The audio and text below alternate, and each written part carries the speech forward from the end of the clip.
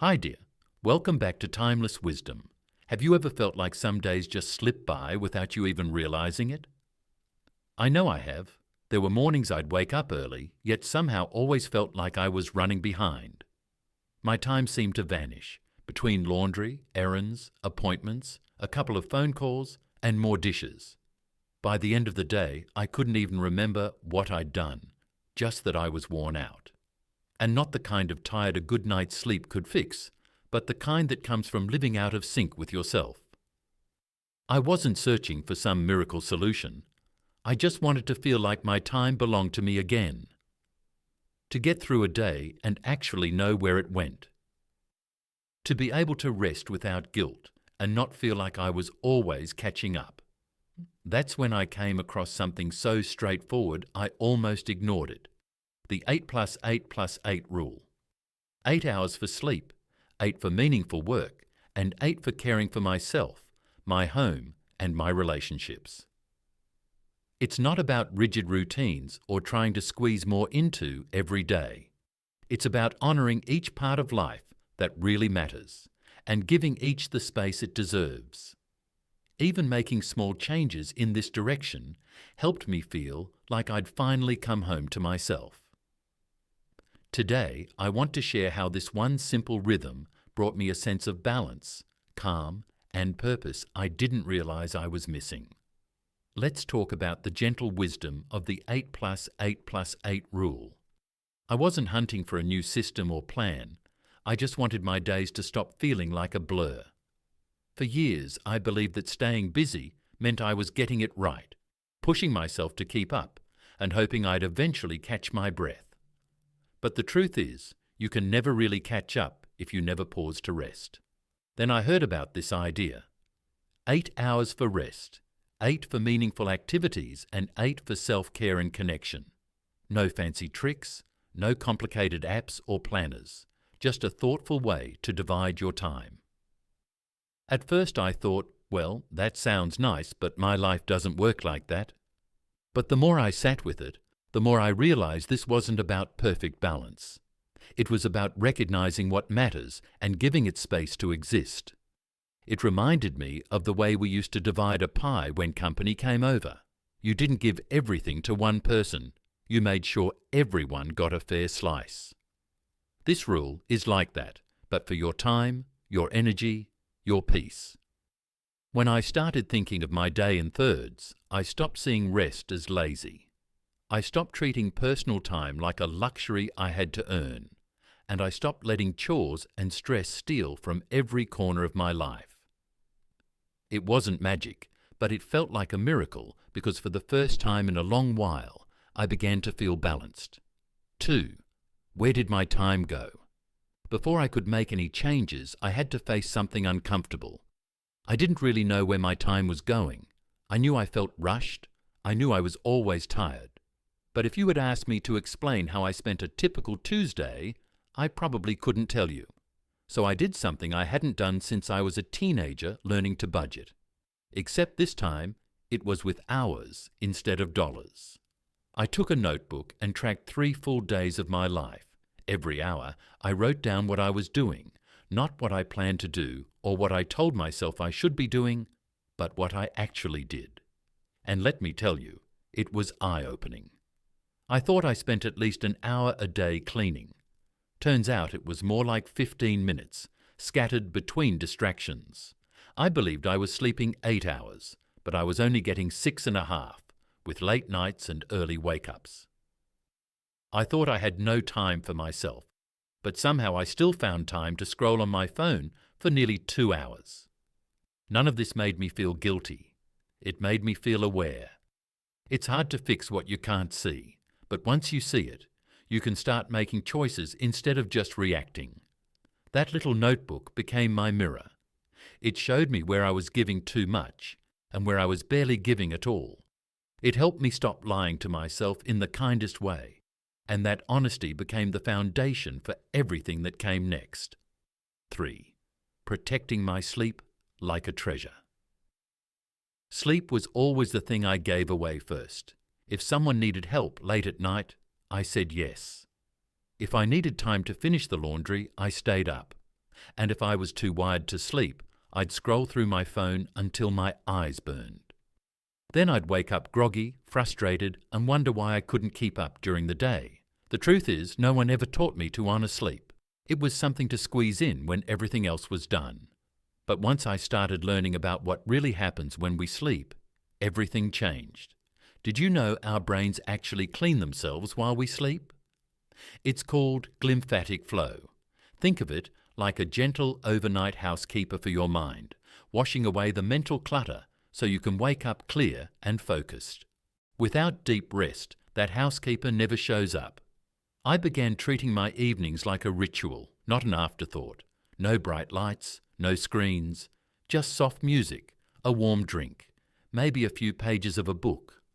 I started going to bed at the same time every night, even on weekends. It felt strange at first, almost selfish, but soon it became something sacred. Now when I wake up, I don't feel like I'm dragging myself through the morning. I feel like I've returned from something healing. Sleep is no longer a leftover, it's the foundation, and when it's solid, the rest of my day stands taller. 4. Making the most of my active hours. There was a time I thought being busy meant being useful. If I could just keep moving, folding, wiping, calling, cooking, I could fall into bed at night and feel like I'd done enough. But the truth is, I was always doing something yet rarely finishing anything. And worse, I was giving my energy away to the loudest thing in front of me, not the thing that mattered most. That's where the second 8 in the 8 plus 8 plus 8 rule changed the way I saw my day. 8 hours for work, contribution, or purposeful activity. It doesn't have to mean a job or income. For some of us, it's volunteering. For others, it's helping family, tending a garden, or learning something new. The key isn't what you do, it's how you do it. I started by asking myself, what gives me a sense of purpose? The answer surprised me. It wasn't big, dramatic things.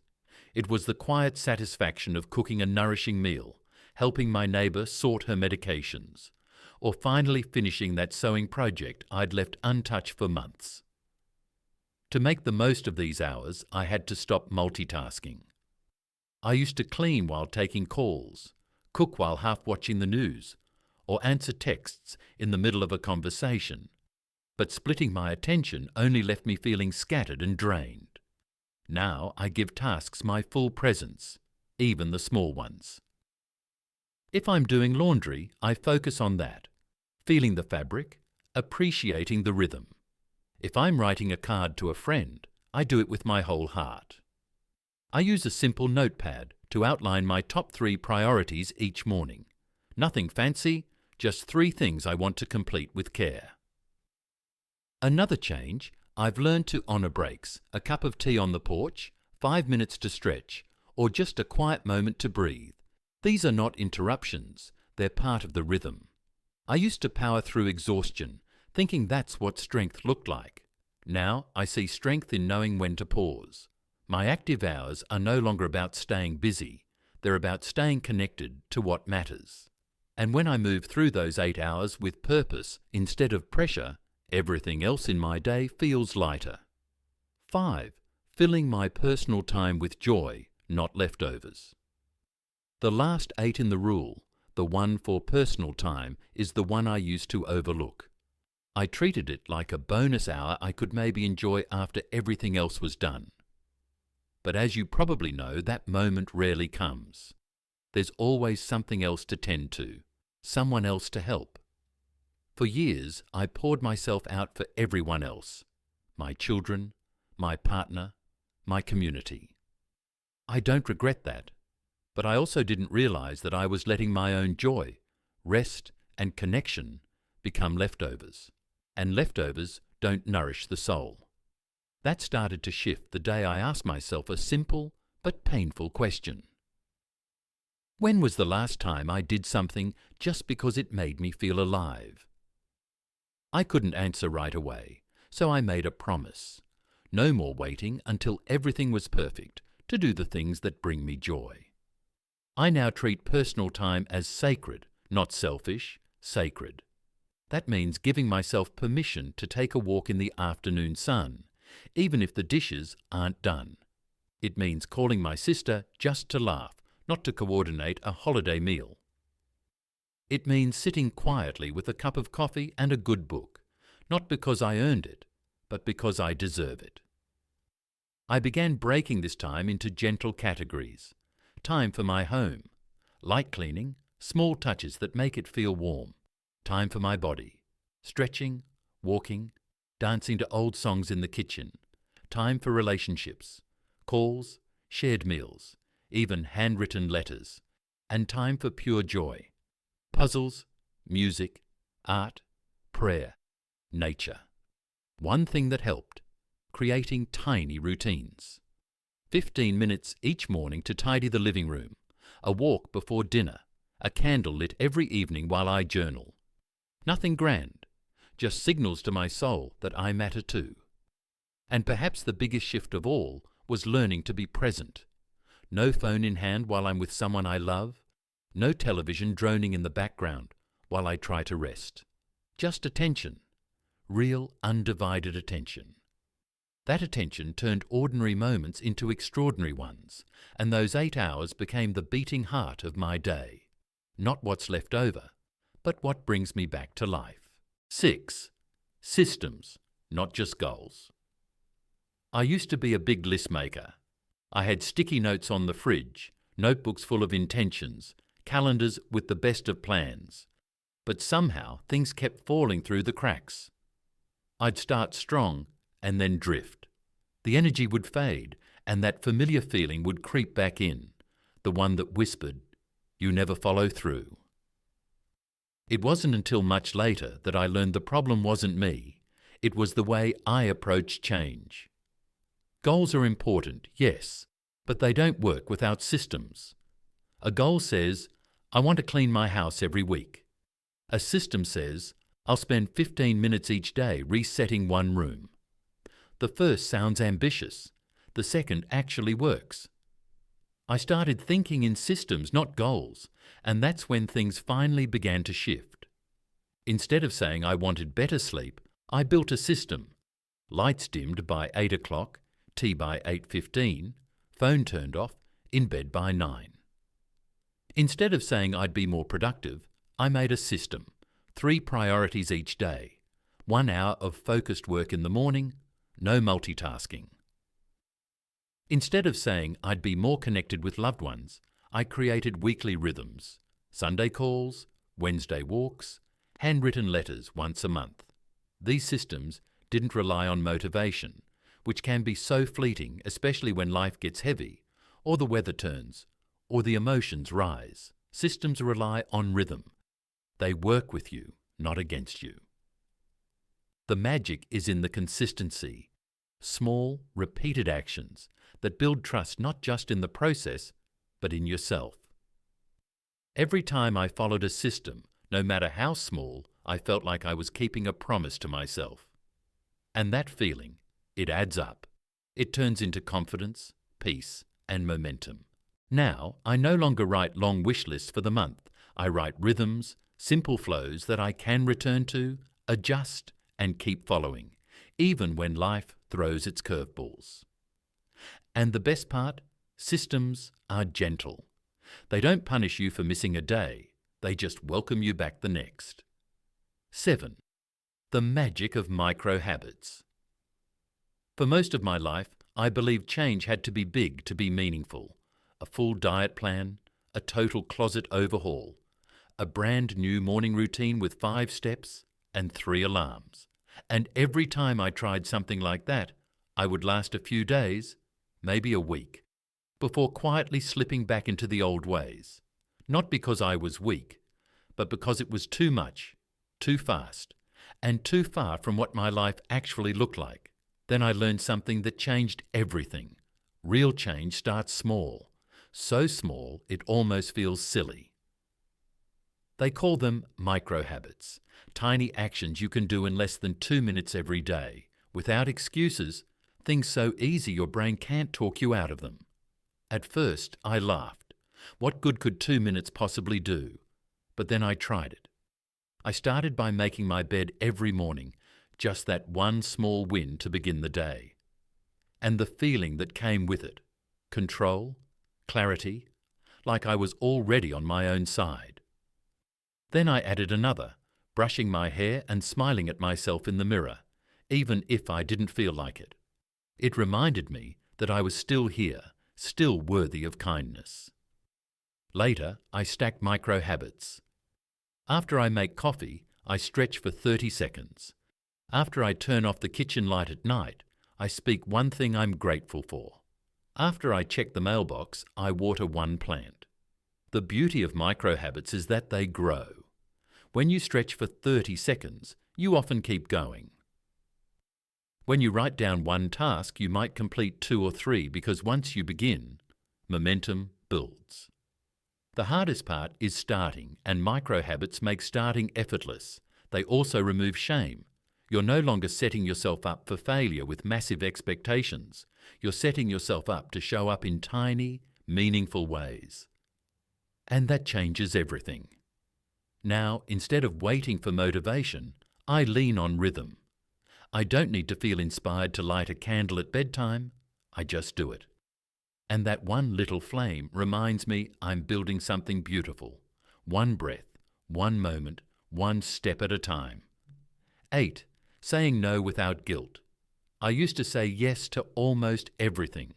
A last-minute request, a favour, an extra task, especially when it came from someone I cared about. It felt easier to say yes than to explain why I needed to say no. And honestly, I didn't feel like I had the right to say no. I wasn't working full-time anymore. I had more free time, didn't I? But what I didn't realise was that every yes I gave away without thinking was a quiet no to myself. I'd say yes to a volunteer shift and miss my afternoon walk. I'd say yes to a phone call when I really needed silence. I'd say yes to watching the grandkids 3 days in a row and find myself too exhausted to enjoy the 4th. There's no shame in wanting to help, but there's harm in always saying yes out of guilt or fear. It took me a long time to learn that no isn't unkind. No is a boundary, and boundaries protect what matters most: our time, our energy, our health. I started by practicing simple, honest responses. I'd love to, but I need to rest today.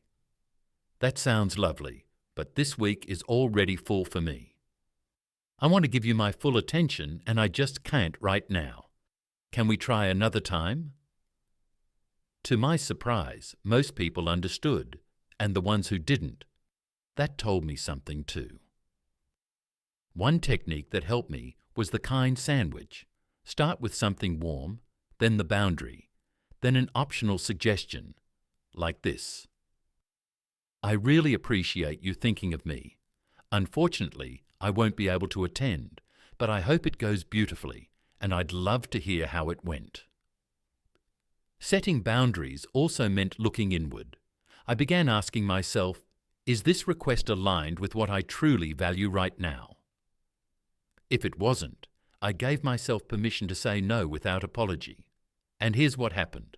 My life got quieter, my time opened up, and in that space, I began to rediscover parts of myself I hadn't visited in years.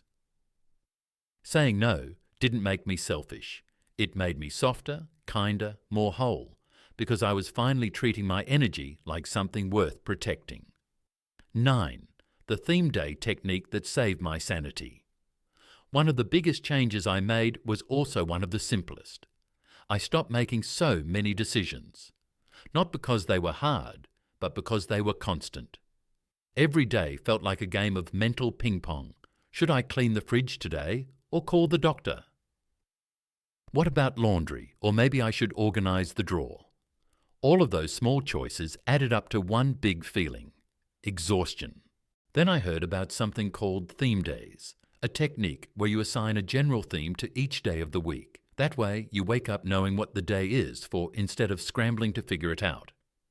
I tried it. Monday became home day, light cleaning, laundry, grocery planning. Tuesday became errand day, appointments, pharmacy, bank runs. Wednesday was paper day, bills, paperwork, emails. Thursday, connection day. Calls, visits, catching up. Friday was project day, creative time or home organising. Saturday was flex day, and Sunday, that was sacred rest day. It wasn't strict.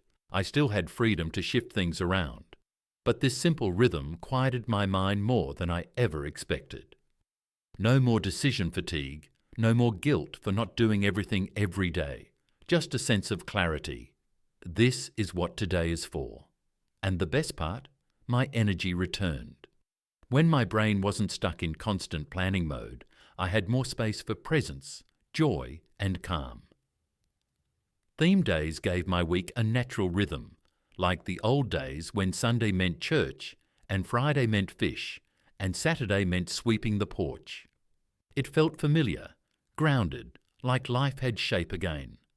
If your days are starting to blur, try giving them names, not for control, but for peace. A peaceful day has a purpose, and a peaceful week. That's the beginning of a beautiful life.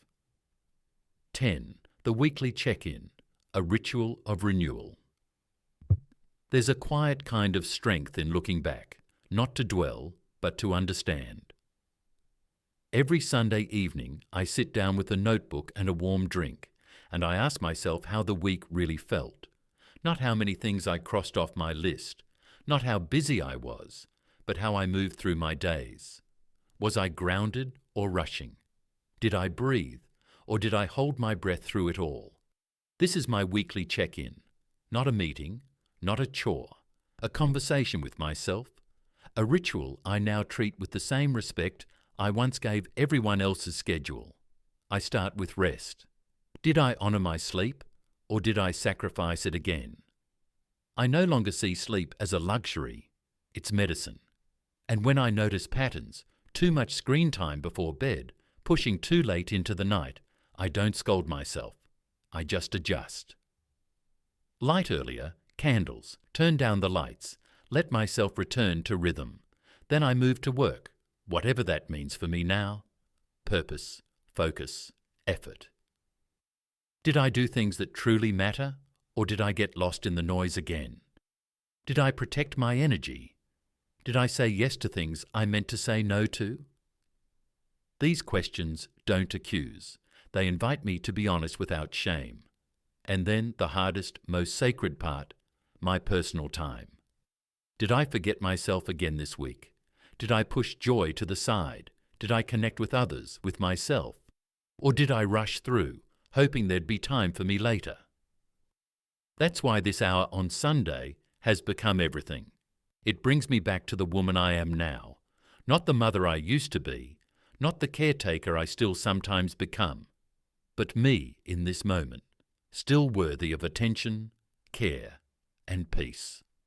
I check my calendar not to fill it, but to protect it. I don't want my days to happen by accident anymore. I want to live them on purpose. I set 3 gentle intentions for the week ahead. 1 for rest, 1 for contribution, 1 for joy. That's it. No overwhelm, just a map with heart, and I always end with a celebration. Just one thing I did well, one thing I followed through on, one moment I showed up for myself. It might be something small, getting to bed on time, calling a friend, going for a walk when I didn't feel like it. But those moments build trust. They reminded me I'm capable of creating a life that feels good to live inside of. And the more I do this, the more I realize this isn't just about organization. It's not about color-coded planners or perfectly timed routines. It's about freedom. It's about knowing what matters and finally giving yourself the space to live by it. It's about feeling peace in your home, not just because the counters are clear, but because your mind is. It's about waking up and no longer dreading the day ahead because you know it has shape and purpose and room for you in it. At one point, I believed the answer was simply to find more hours in the day, but in reality, what I truly needed was a healthier relationship with the time I already had. Following the 8+8+8 approach didn't magically add extra hours, but it brought me clarity, a sense of flow. And, most importantly, it helped me reconnect with myself. If you're sitting there wondering where all your days have gone, feeling drained not just physically, but deep within, I want you to remember this. There's still time. You don't need to completely change your life overnight. Perfection isn't the goal.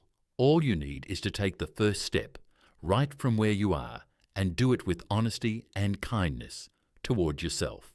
Begin by paying attention to your rest, your routines, your energy. Notice how you're feeling moment by moment. With each small choice, honor the different parts of your day as if they truly matter, because they do. You matter. Your rest and your presence matter. And the life you dream of, the calm, grounded, meaningful life, doesn't begin with something huge.